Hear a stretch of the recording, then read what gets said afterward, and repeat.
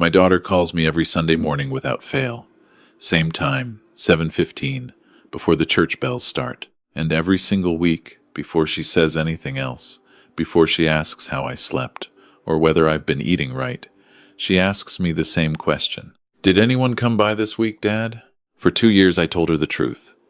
No, sweetheart, nobody came by.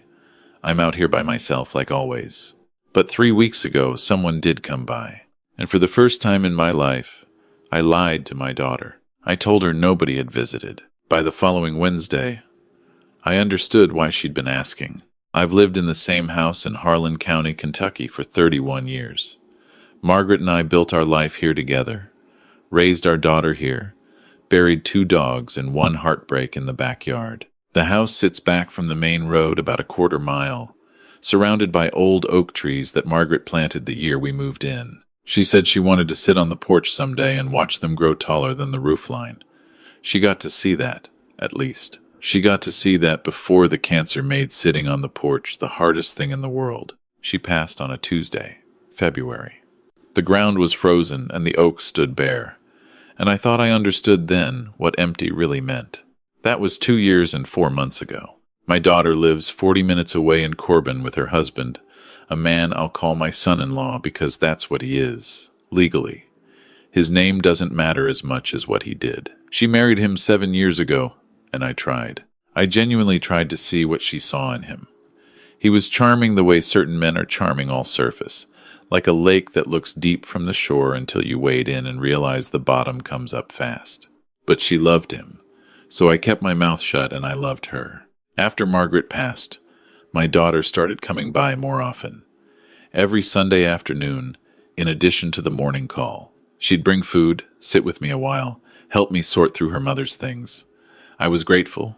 I want to be clear about that because what came later doesn't erase what was real. She loved me, and she showed up when I needed her. What I didn't know was that someone had given her a reason to show up that had nothing to do with love. The Sunday calls started about 3 months after the funeral, always 7:15. Always the same opener. How are you sleeping? Are you eating? And then, casual as asking about the weather. Did anyone come by this week? I didn't think much of it at first. She'd always been protective. After her mother died, she worried I was isolated. And I was. There's no shame in admitting that. 64 years old, retired from the county road department, living alone in a house built for 2, with no schedule worth keeping. The days had a way of blurring into each other. A phone call at 7:15 was something to anchor the week. So I answered her question honestly every Sunday for 2 years. No, nobody came by. The mail carrier, the propane man in January. Old Wayne from down the road who stopped to tell me about his new tractor. Nobody. And every week she'd say, "Okay, good," in a voice that carried just a little too much relief. I noticed it. I filed it away the way you file things when you're not ready to look at them directly. There was a tension in those 2 words, okay, good, that didn't match a daughter, simply worrying about her lonely father. I didn't know what it meant until the afternoon a man knocked on my door and handed me an envelope, and everything Margaret had kept quiet about for 30 years came rising to the surface like something that had been held underwater a long time. It was a Thursday. I was on the porch with my coffee, watching a red-tailed hawk work the field across the road. The truck came up the drive slow, a gray Ford I didn't recognize. The man who got out was maybe 70, heavy-set, wearing a canvas jacket with the collar turned up. He walked to the porch steps and stopped. "You, Gerald?" he asked. I told him I was. He said his name was Earl.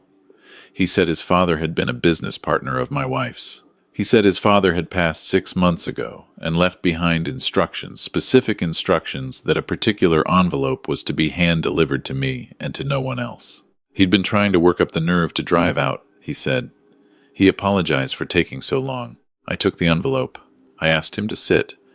He declined, said he'd rather not, said this was something I should read privately and then maybe we could talk after. He gave me a phone number written on a card, and he drove back down the lane the same way he came. I sat with that envelope for a long time before I opened it.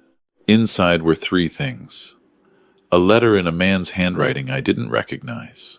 A notarized document, 12 pages, stapled together, and a photograph of Margaret young, maybe late 20s, Before I knew her, standing with two men outside a small brick building, all three of them smiling the way people smile when they believe something good is beginning. I read the letter first. Margaret had been a silent partner in a land-holding company since 1987. Before we met, a small operation she'd invested in with her savings from her years working in Lexington, alongside Earl's father and one other man who'd since moved away. The company had held on to a parcel of land in Bell County for decades, 112 acres, that at the time wasn't worth much more than the taxes on it. That had changed. A regional logistics company had been quietly acquiring land in that corridor for the past 4 years. The parcel was now part of a larger acquisition deal. Earl's father had spent his last years trying to locate all rightful stakeholders before the deal closed. Margaret's share, held in the company's records under her maiden name, had gone untouched because no one had known to look for her. His father had found her name in the original articles and traced her through county records, only to discover she'd already passed, which meant her share passed to me. The notarized document outlined the terms. Earl's father had signed an affidavit before he died confirming the ownership structure. The remaining steps required my signature and verification through an attorney. Earl's contact information was there. The attorney's name was there. I set the papers down on the kitchen table and I stood at the window and looked out at Margaret's oaks, and I thought about 31 years of marriage and how a person can love someone completely and still not know every room in their life. She hadn't told me. I didn't know then if it was because she'd forgotten the company had been dormant for so long, or because she'd meant to tell me someday and someday kept getting pushed back the way things do. I wasn't angry. I was something else. Awestruck, maybe.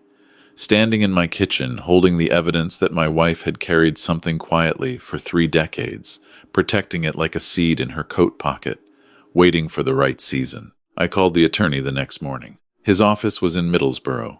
He confirmed everything in the letter. He'd been in contact with Earl's family and was waiting for me to reach out. He explained the process clearly, answered my questions, told me not to rush. On Sunday morning, my daughter called at 7:15. I had been awake since 4. I sat at the kitchen table with my coffee and her mother's photograph, and I thought about 2 years of Sunday mornings. Did anyone come by this week? Okay, good. The relief in those 2 words.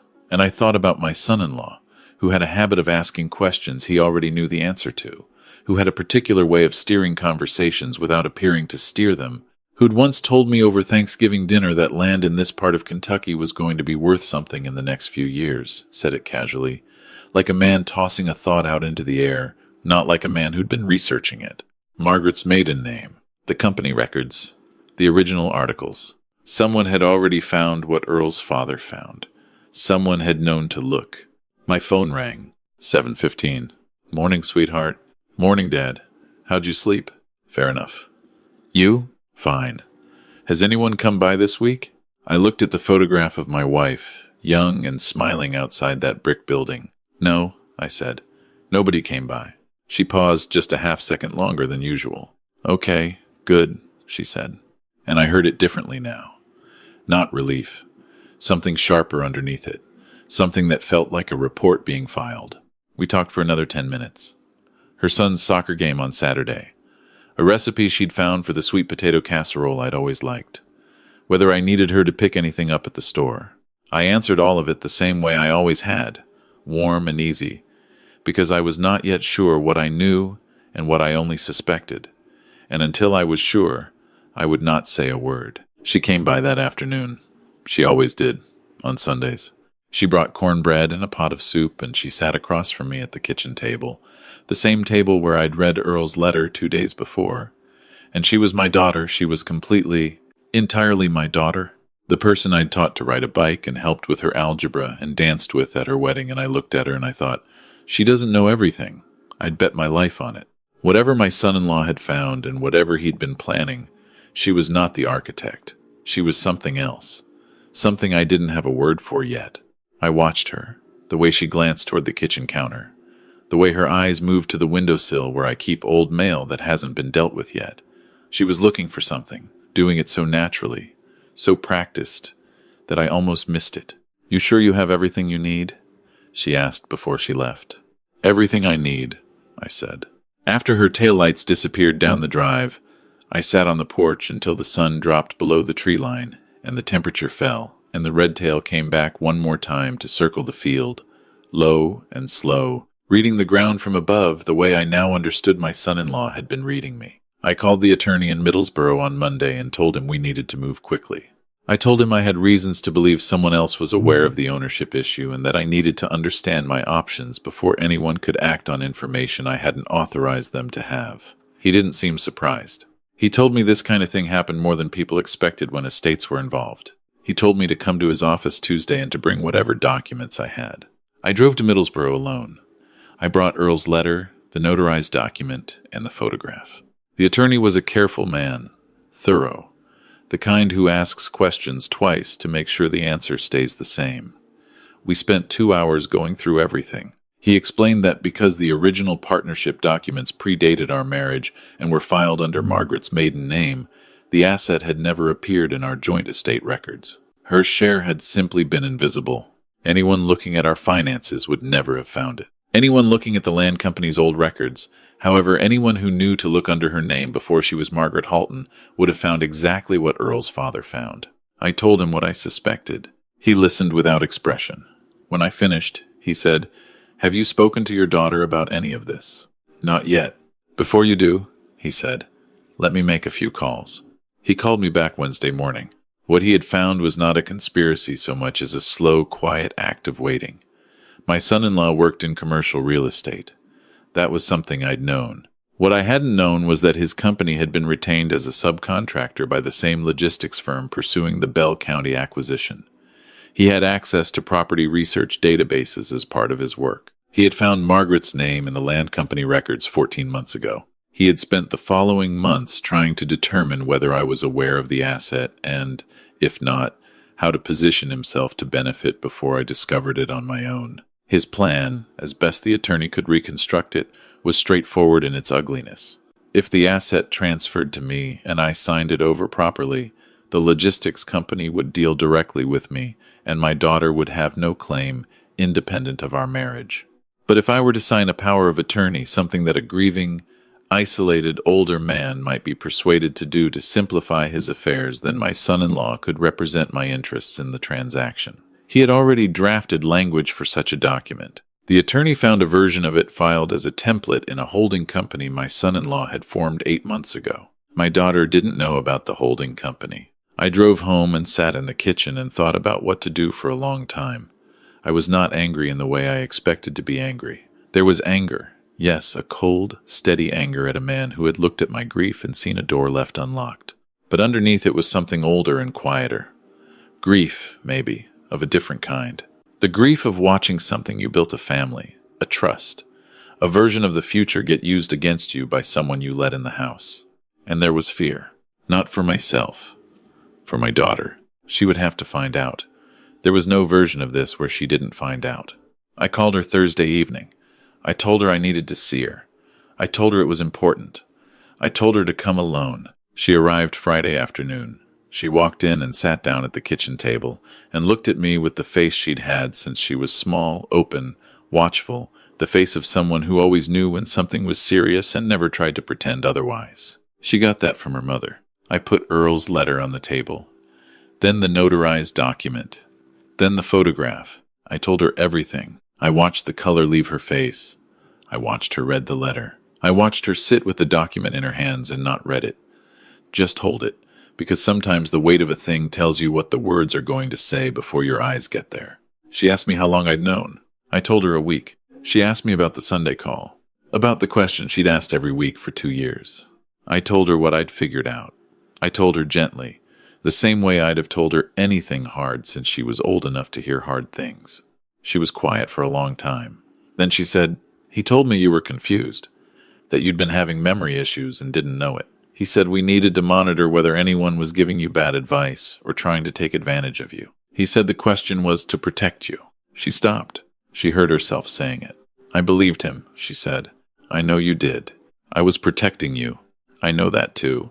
She put the document down on the table very carefully, the way you set down something fragile. She asked me if she could use my phone. I asked her why. She said hers was connected to a family plan that her husband paid for, and she wasn't sure what was or wasn't visible to him through the carrier account. I gave her my phone. I went out to the porch and let her have the kitchen. I sat in the cold and looked at the oaks and thought about Margaret, the way I did every evening. And I talked to her the way I'd gotten used to talking to her since February of 2 years ago. Out loud, quiet, not expecting an answer, but not expecting one either. I told her I found out about the land. I told her our daughter was going to be all right. I told her the oaks looked good. The tallest one had to be 50 feet now. She would have liked seeing it. My daughter came to the door after about 20 minutes. Her eyes were red, but her face was settled, the way a person looks when they've made a decision and the making of it has cost them something real. I called my friend Rachel, she said. I'm going to stay with her tonight. Okay. I'm sorry, Dad. You don't have anything to be sorry for. I should have. You believed your husband. That's not a failing. That's what you do when you love someone. She came and hugged me on the porch, held on a long time, the way she used to when she was small and had been frightened, and the fright had passed. What are you going to do? She asked. I'm going to call the attorney tomorrow and move forward with the transfer. And then I'm going to figure out what Margaret would have wanted done with her share. What do you think she'd have wanted? I looked out at the oaks. Something that lasts, I said. The legal process took 6 weeks. My son-in-law did not contest anything. He couldn't. Really, there was nothing to contest. He had no claim. What he had done had been preparation for a fraud that had not yet been committed, and the attorney said the exposure he faced simply from what could be documented was enough to ensure he wouldn't push further. I don't know what was said between the two of them, my daughter and her husband, in those weeks. She didn't tell me the details, and I didn't ask. I knew they were separating. I knew she'd retained her own attorney. I knew my grandchildren, her 2 boys, were staying with her at Rachel's house, and then later in a rental she found in Corbin. I called her every Sunday, 7:15, same as always. I still asked how she was sleeping, whether she was eating, but I stopped asking if anyone had come by, because that question belonged to a different time now, to a year of Sundays when I was answering it honestly, and she was asking it under instructions she believed were about love. We were both glad to be done with it. Earl came back in April. We sat on the porch this time. He was easier than his first visit, more willing to talk, and we spent a long afternoon going through what our respective family members had hoped for when they'd formed that company 40 years ago. His father and Margaret had believed in the land. They believed Bell County would matter someday, and they were patient enough to hold that belief longer than most people hold anything. He told me his father had spoken highly of Margaret, said she was one of the steadiest people he'd ever done business with, said she had a quality he'd never quite found the word for, a kind of long calm, the ability to wait without losing faith. I knew what he meant. I had lived beside that quality for 31 years. When the transfer was finalized and my attorney confirmed my share of the acquisition was secured, I sat down with a legal pad and thought about what Margaret would have wanted. Not what was smart or what was practical or what a financial advisor would recommend. What she would have wanted. She had grown up in Harlan County. She had worked her first job in Harlan County at 16, had left for Lexington and come back, had chosen to spend her whole life inside the specific geography of this part of Kentucky. She had planted oaks she knew she'd have to wait decades to see grow tall. There was a community health clinic in Harlan that had been operating out of a rented space since the 1990s. I'd heard Margaret mention it over the years. She'd done some volunteer bookkeeping for them when she retired, the same kind of work she'd done for the county feed store when she was young. The clinic served people who had no other options, elderly people and young families, and people for whom a 40-minute drive to a larger hospital was not a simple thing. They'd been trying to build their own permanent facility for years. They'd been trying and falling short. I called them in May. I'm not going to describe that conversation in detail because some things don't need to be narrated to be understood. What I'll say is that when I explained what I wanted to do, the woman I spoke with was quiet on the other end of the line for a moment, and when she spoke again, her voice had changed in the way voices change when something real has happened. My daughter came with me to the groundbreaking in September. Her boys ran across the cleared lot, while the county supervisor spoke into a microphone about community and investment and the future of rural health care. My daughter stood beside me with her arm through mine and watched her sons and didn't say much. She didn't need to. Afterward, we drove to the house in Harlan County and sat on the porch and drank coffee and watched the oaks. The late afternoon light came through them in long columns, the way it does in autumn when the leaves have thinned enough to let the sun through but haven't fallen yet. Mom knew about the land the whole time. my daughter said. She did. Why didn't she tell you? I thought about that for a moment. I think she meant to. I think she kept waiting for the right time, and then time moved the way it does. I paused. Or maybe she liked having something that was just hers for a while. Something she'd done before we were a we. I don't think that's a bad thing. My daughter was quiet. I keep thinking about how long she held on to it, she said finally. All those years. She never said a word. She was patient, I said. That was her nature. I want to be more like that. You already are, I said. More than you know. We sat there as the light changed and the shadows of the oaks stretched long across the grass, and the evening settled in the way it does in Harlan County. In September, slow and gold and without hurry, like it knows there's no reason to rush toward dark. My phone is quiet on Sunday mornings now. No call at 7:15. For the past few weeks, my daughter had some complications with the separation and her schedule has shifted, and I've told her not to worry about maintaining the call on any particular schedule. Call when you can. I'll answer when you do, but sometimes I get up early anyway. Make coffee. Sit at the kitchen table with the quiet of the house around me. I think about the questions we ask the people we love, and how many of them carry more weight than the words let on. Are you alone? Did anyone come by? Are you eating? Are you sleeping? How are you? Really? I think about the questions we answer honestly and the ones we don't, and how the difference between those two categories is sometimes small and sometimes the whole story. I told my daughter I was alone when I wasn't. That lie, the first lie I'd told her in 64 years of fatherhood, turned out to be the thing that lit the room, the thing that let me finally see what had been moving in the corners of my own house. Margaret kept a secret for 30 years, and it became the foundation for something that's going to stand long after both of us are gone. I kept a secret for 6 days, and it saved my family. I don't think honesty and deception are always what we say they are. I think sometimes protecting the truth requires you to hold it carefully, out of sight, until you understand what it needs from you. She taught me that. She taught me a lot of things I'm still learning. The oaks are taller every year. I sit on this porch, and I watch them the way she used to. And I think she'd have had a word for that, for the specific satisfaction of watching something take root and grow beyond what you thought it could. I don't have the word yet, but I've got time.